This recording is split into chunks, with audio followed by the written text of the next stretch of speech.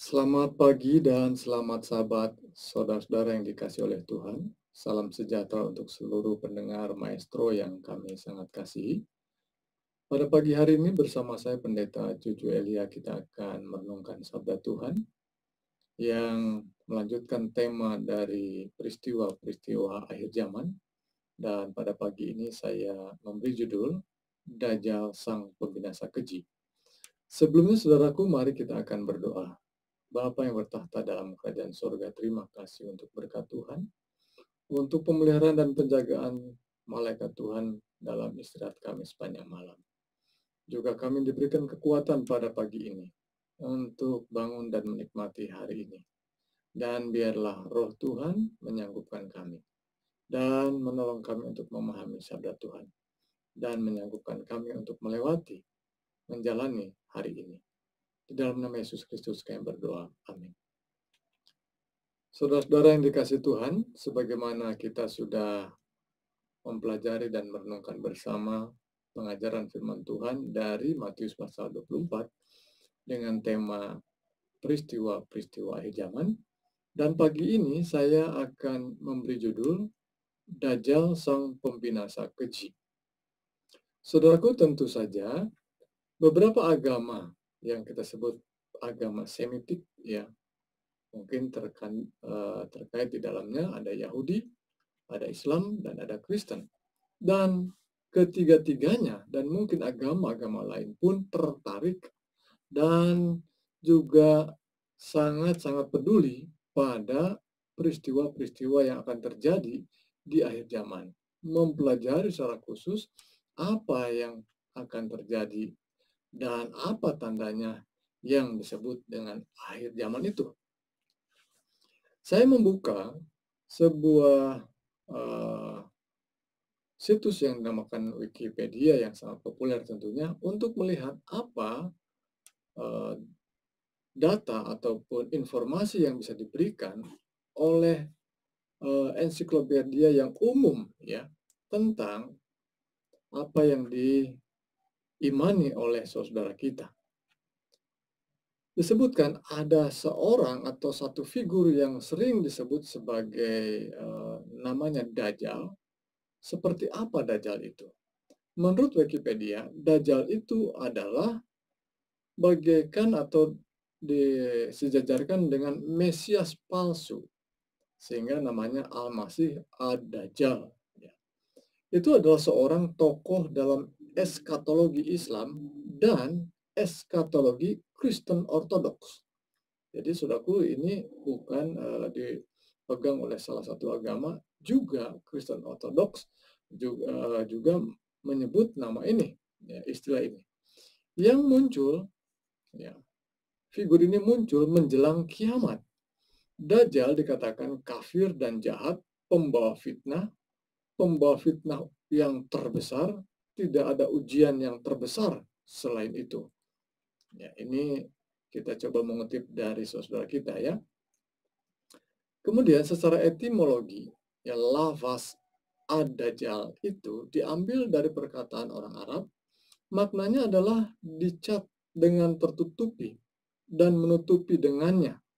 Jadi boleh jadi dari asal katanya ini ad-dajjalu adalah memperadukan atau mempercampur adukan, atau mungkin menjadi maknanya rancu, merancukan dan mengaduk-aduk. Nanti kita belajar tentang apa sesungguhnya yang ada terjadi dalam Alkitab kita. Jadi, Dajjal menurut Wikipedia ini adalah orang yang merancukan, pendusta, dan yang diberikan sesuatu yang luar biasa. Kata tersebut termasuk bentuk yang dilebih-lebihkan, ya. Jadi untuk menunjukkan kebohongannya, kerancuannya yang luar biasa. Kemudian kata Dajjal menjadi kosakata Arab yang lazim digunakan untuk istilah nabi palsu, namun istilah ad-dajjal merujuk pada sosok penyamar atau pembohong yang muncul menjelang kiamat.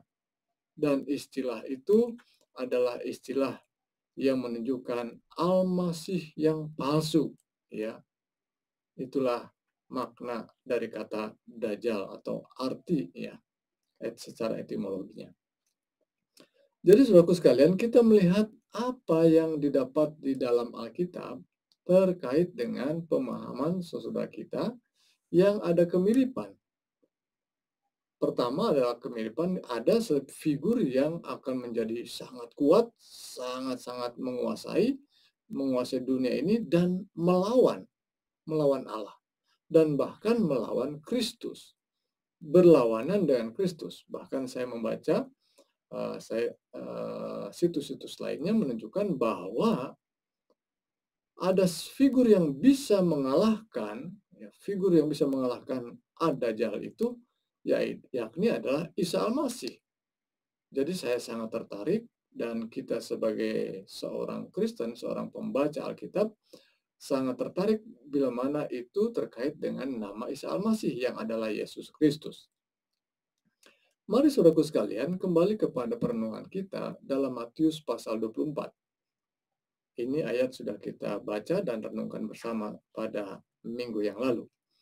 Dalam ayat yang ke-15 pasal 24 ini disebutkan, jadi apabila kamu melihat pembinasa keji berdiri di tempat kudus, menurut firman yang disampaikan oleh Nabi Daniel, para pembaca hendaklah memperhatikannya.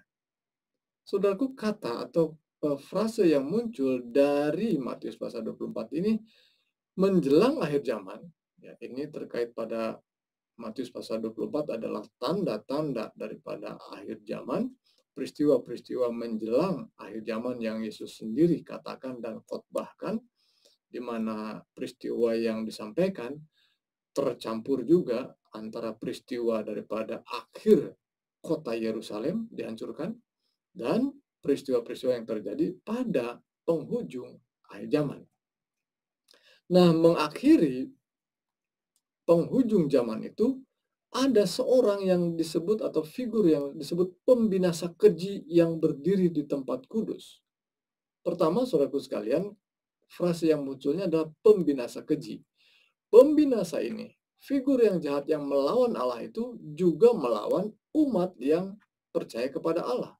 Dan dia melakukan satu pekerjaan yang sangat keji. Sehingga diulang-ulang kata ini, pembinasa keji khususnya, mari kita lihat karena muncul ayat ini dikaitkan dengan kitab Daniel. Yesus sendiri berkhotbah mengingatkan, hai para pembaca, para pendengar, coba lihat apa yang disampaikan Nabi Daniel. Maka kata itu harus muncul dalam kitab Daniel. Dan memang kata itu berulang kali dikatakan dalam kitab Daniel. Mari kita lihat beberapa ayat dalam kitab Daniel pasal 9 ayat 27.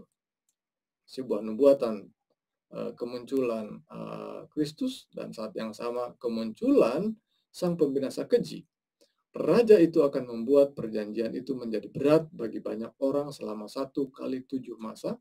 Pada pertengahan 7 masa itu ia akan menghentikan bahwa korban sembelihan dan korban santapan, dan di atas sayap kekejian akan datang yang membinasakan.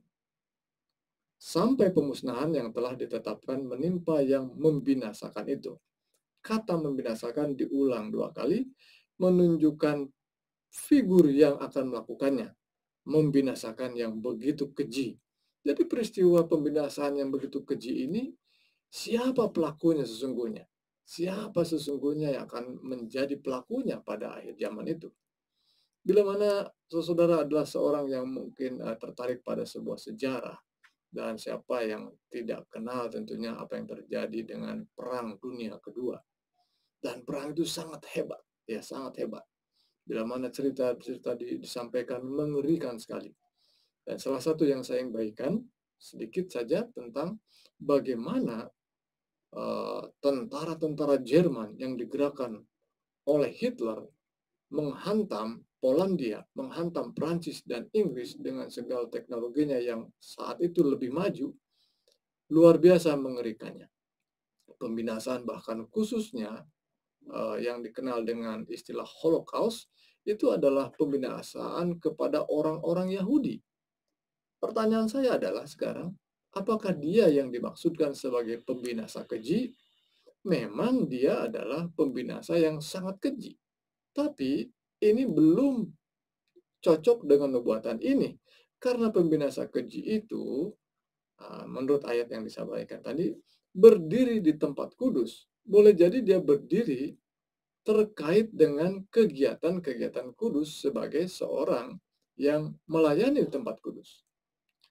Mari kita lihat ayat selanjutnya dalam kitab Daniel, karena ayat ini diingatkan supaya membaca kitab Daniel. Dalam Daniel pasal 11 ayat 31, tentaranya akan muncul karena mereka akan menajiskan tempat kudus. Ya, lihat tempat kudus dikaitkan. Ya. Benteng itu menghapuskan korban sehari-hari dan menegakkan kekejian yang membinasakan. Sekali lagi kata keji dan membinasakan itu disandingkan. Sehingga dalam Matius pasal 24 itu menyebut sang pembinasa keji. Dan sang pembinasa keji itu rupanya dia bekerja juga melayani di tempat kudus dan bahkan menggantikan kekudusan itu dengan dirinya. Artinya menggantikan personal atau figur yang harusnya diarahkan kepada Allah dan Kristus. Ayat 12. Pasal 12 ayat 11. Sejak dihentikan korban sehari-hari dan ditegakkan dewa-dewa kekejian yang membinasakan itu, ada 1290 hari. Sekali lagi frase ini muncul, kekejian dan membinasakan. Figur itu akan muncul di akhir zaman yang melakukan pekerjaan yang hebat, yang luar biasa, dan sungguh-sungguh akan menjadi motor atau menjadi mesin penganiaya, ya, untuk menganiaya umat-umat Tuhan, dan apa yang dilakukannya sungguh amat keji. Saudaraku sekalian, itu istilah yang dimunculkan dalam kitab Daniel yang kemudian dikutip oleh Yesus dalam Matius pasal 24 ayat 15 tadi. Mari kita lihat dalam surat yang lain atau kitab yang lain, 2 Tesalonika pasal 2, tentang figur itu akan juga muncul. Rupanya muncul juga, tetapi dengan istilah atau nama yang berbeda.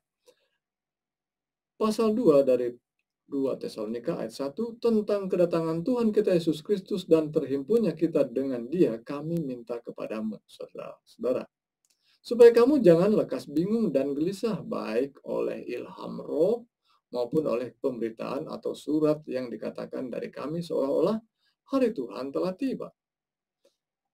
Janganlah kamu memberi dirimu disesatkan orang dengan cara yang bagaimanapun juga. Sebab sebelum hari akhir itu, saudara, menurut ayat ini, haruslah datang dahulu murtad, dan haruslah dinyatakan dahulu manusia durhaka yang harus binasa.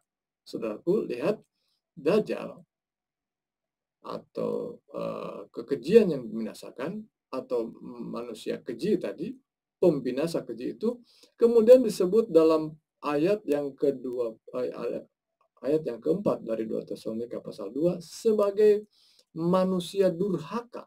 Ya. Tidak disebutkan manusia-manusia durhaka sehingga banyak orang, tetapi ini satu figur saja, manusia durhaka yang harus binasa karena memang dia melawan Tuhan. Ya. Ayat yang kelima, tidakkah kamu ingat bahwa hal itu telah kerap kali kukatakan kepadamu ketika aku masih bersama-sama dengan kamu. Dan sekarang kamu tahu apa yang menahan dia sehingga ia baru akan menyatakan diri pada waktu yang telah ditentukan baginya. Karena secara rahasia kedurhakaan telah mulai bekerja, tetapi sekarang masih ada yang menahannya. Kalau yang menahannya itu telah disingkirkan, pada waktu itulah si pendurhaka baru akan menyatakan dirinya. Lihat, sekarang frasenya berbeda. Pendurhaka, ya. Tadi manusia durhaka, tapi ini personil yang sama yang Tuhan nyatakan dalam firman Tuhan dengan ungkapan yang berbeda. Di akhir zaman akan ada pembinasa keji, akan ada Dajjal atau Al-Masih ad-Dajjal, atau juga disebut pendurhaka, ya, manusia durhaka. Ayat yang ke-8. Tetapi Tuhan, ya, Tuhan Yesus akan membunuhnya dengan nafas mulutnya dan akan memusnahkannya kalau ia datang kembali. Sekali lagi saya ingin mengutip dari saudara kita mayoritas dengan bahwa Yesus atau Isa Al-Masih akan datang, akan membinasakan Dajjal itu, akan membinasakan manusia keji itu, pembinasa keji itu dengan nafas mulutnya. Bahkan ada tambahan anak kalimat dalam pernyataan saudara kita itu, bahkan bukan hanya Dajjal yang dibunuh, tapi babi juga dibunuh. Saya kurang mengerti kenapa dikaitkan dengan pembunuh babi. Ya. Namun demikian, saudaraku sekalian, ada ketertarikan dan kesamaan di mana ada penguasa, ada seorang yang sangat otoriter yang muncul di tengah-tengah dunia dalam segala kekacauannya di akhir zaman, namun pada akhirnya dia menjadi mesin yang menggerakkan untuk menganiaya dan bahkan membunuh umat-umat Tuhan yang dengan sangat kejinya, sehingga dia disebut dengan pembinasa keji, disebut dengan manusia murtad, disebut dengan manusia durhaka. Selanjutnya ayat yang ke-9, 2 Tesalonika pasal 2. Kedatangan si pendurhaka itu adalah pekerjaan iblis dan akan disertai rupa-rupa perbuatan ajaib, tanda-tanda, dan mujizat-mujizat palsu. Dengan rupa-rupa tipu daya jahat terhadap orang-orang yang harus binasa, karena mereka tidak menerima dan mengasihi kebenaran yang dapat menyelamatkan mereka. Saudaraku yang dikasihi Tuhan, sungguh pernyataan-pernyataan Alkitab sekalipun dengan frase-frase yang berbeda, tetapi kita melihat ada rujukan yang saling kait-mengkait dan saling mensupport bahwa memang sungguh di akhir zaman akan muncul kekuatan yang akan melawan Tuhan dan melawan bahkan membinasakan umat-umat Tuhan. Dan kita harus memahami hal ini sehingga ketika harinya akan tiba, kita akan siap dan bahkan boleh tetap berdiri dengan setia di hadapan Tuhan. Mari kita lihat secara pintas dalam kitab Wahyu, saudaraku sekalian. Dalam Wahyu pasal yang ke-13, dinyatakan ada istilah atau frase yang berbeda. Ya, pasal 13 ayat 1, lalu aku melihat seekor binatang keluar dari dalam laut, bertanduk 10 dan berkepala 7, di atas tanduk-tanduknya terdapat 10 mahkota, dan pada kepalanya tertulis nama-nama hujat. Binatang yang kulihat itu serupa dengan macan tutul, dan kakinya seperti kaki beruang, dan mulutnya seperti mulut singa.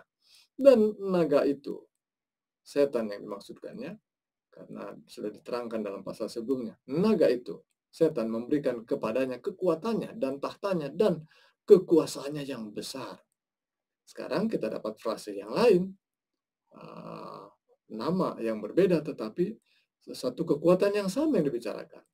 Namun ini juga sudah disebutkan sebelumnya dalam kitab Daniel, bahwa kekuatan itu menggunakan lambang-lambang binatang, seperti singa, seperti beruang, dan seperti macan tutul. Tapi dalam kitab Wahyu dalam urutan yang terbalik. Boleh jadi, mengapa urutannya terbalik? Ini sekarang bukan berbicara pada masa yang lalu, bicara pada masa yang akan datang. Akan muncul lagi kekuatan ini, dan telah muncul sesungguhnya. Namun, belum menyatakan dirinya, sebagaimana dikatakan dalam kitab Tesalonika tadi. Jadi, saudaraku sekalian, di hadapan kita terbentang sesuatu yang pasti akan terjadi, karena Alkitab adalah pernyataan Allah yang tidak akan meleset. Sesuatu yang dinyatakan Allah walaupun nubuatan itu sangat mengerikan. Dan kita mengimani bahwa biarlah, sebagai firman Tuhan katakan, biarlah nubuatan itu terjadi, namun demikian celakalah yang melakukannya. Artinya celakalah yang melakukan kejahatan. Namun buat mereka yang terpanggil untuk tetap setia, kita mewaspadai bahwa sungguh apa yang akan terjadi yang dinubuatkan oleh Alkitab itu nyata jelas di hadapan kita sekarang. Di luar sana, di agama-agama yang lain juga sedang membicarakan figur yang sama. Tetapi di dalam kitab suci kita sungguh amat jelas Dan sesuatu yang jelas itu dikatakan bahwa pembinasa keji itu, Dajjal yang disebut oleh orang Kristen Ortodoks itu berasal berasal dari orang-orang yang melayani di tempat kudus. Jadi hati-hati saudaraku sekalian, bila mana pemimpin gereja melakukan kekerasan oleh karena mazhab yang berbeda, oleh karena ajaran yang berbeda, ini meyakinkan kita bahwa saatnya telah tiba, bahwa ada kekuatan yang dimaksudkan, ada si penuraka itu, si pembinasa keji itu sudah muncul di tengah-tengah kita. Karena mereka menggunakan kekuatan dunia, kekuatan politik, kekuatan pemerintah dengan kekuatan agama. Jadi saudaraku sekalian, pengajaran atau perenungan firman Tuhan pada pagi ini mengajak kita, mari kita sangat berhati-hati dan mewaspadai terlebih oleh tuntunan dan bimbingan Roh Tuhan. Kita belajar setia dari hal-hal yang kecil, sehingga bila mana kekejian yang membinasakan itu terjadi di hadapan kita, kita akan didapati setia. Kita akan didapati tetap kuat dalam iman, karena kita sudah melatih diri setia dalam hal perkara yang kecil pada saat ini. Saudaraku, itulah perenungan kita pada pagi hari ini.